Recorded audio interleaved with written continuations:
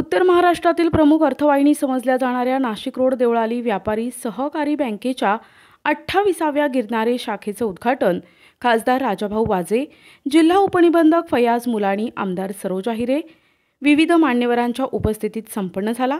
यावेळी व्यासपीठावर आलेल्या प्रमुख पाहुण्यांचे स्वागत सत्कार करण्यात आले। मान्यवरांनी आपले मनोगत व्यक्त करून बँकेच्या भावी वाटचालीस आपल्या शुभेच्छा दिल्या। अध्यक्ष दत्ता गायकवाड, ज्येष्ठ संचालक निवृत्ती महाराज अरिंगळे यांनी बँकेने केलेल्या विविध कार्यांची माहिती करून दिली।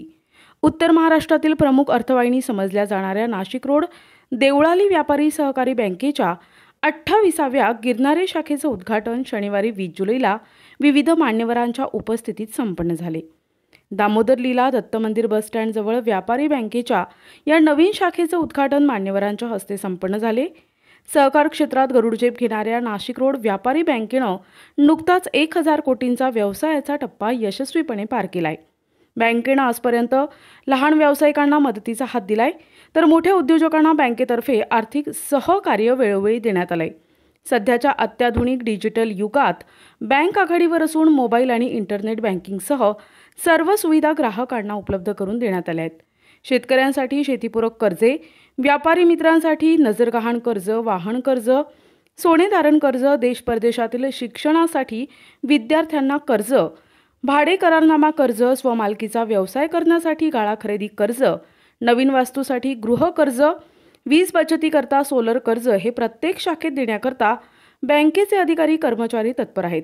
उद्घाटन प्रसंगी खासदार राजाभाऊ वाजे, जिल्हा उपनिबंधक फयाज मुलानी, आमदार सरोजा हिरे, माजी आमदार योगेश घोलप, दत्ता गायकवाड, ज्येष्ठ संचालक निवृत्ती अरिंगळे, उपाध्यक्ष मनोहर कोरडे, जनसंपर्क संचालक अरुण जाधव, दिनकर आढाव, राजाराम धनवटे, विलास शिंदे, ज्येष्ठ माजी संचालक त्र्यंबकराव गायकवाड, लाला जैन, हस्तोपंत विष्णुपंत, पुंडलिक थेटे, अमित देवकर, राजाराम धनवटे, माजी नगरसेवक संतोष साळवे, दिगंबर नगरकर, सुनील आडके, रामदास सदाफुले, उमेश धोंगडे, श्रीराम गायकवाड, सुनील चोपडा, वसंत अरिंगळे, जगन आंगळे, सुधाकर जाधव, अशोक चोरडिया, डॉक्टर प्रशांत भुतडा, विलास पेखळे, नितीन खोले, गणेश खरजूल, योगेश नागरे, रंजना बोराडे, कमला ढाव तसेच गिरणारे परिसरातील शेतकरी व्यापारी मोठ्या संख्येने उपस्थित होते। आभार प्रदर्शन मनोहर कोरडे यांनी व्यक्त केलं।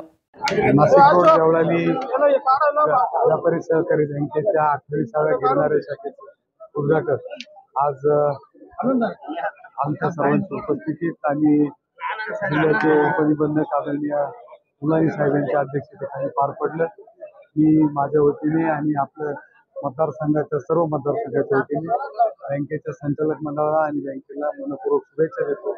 अशीच उत्तरोत्तर प्रगती बँकेची होत राहो आणि सहकारात एक नवा आयाम त्यांनी निर्माण करावा ही भावना व्यक्त करतो। जय हिंद, जय भारत। शेतकरी कुटुंब आणि शेतकरी कुटुंबाच्या लोकांना असं वाटतं की आज शेतीची परिस्थिती आपल्या सर्वांना माहीत आहे आणि म्हणून त्या शेतकरी कुटुंबामध्ये देखील त्यांना असं वाटतं की माझा मुलगा शिकला पाहिजे, म्हणून आपला शेतकरी बांधव आपल्या मुलाला शिकवतो, सवरतो, मोठा करतो, मुलगा पदवीधर होतो।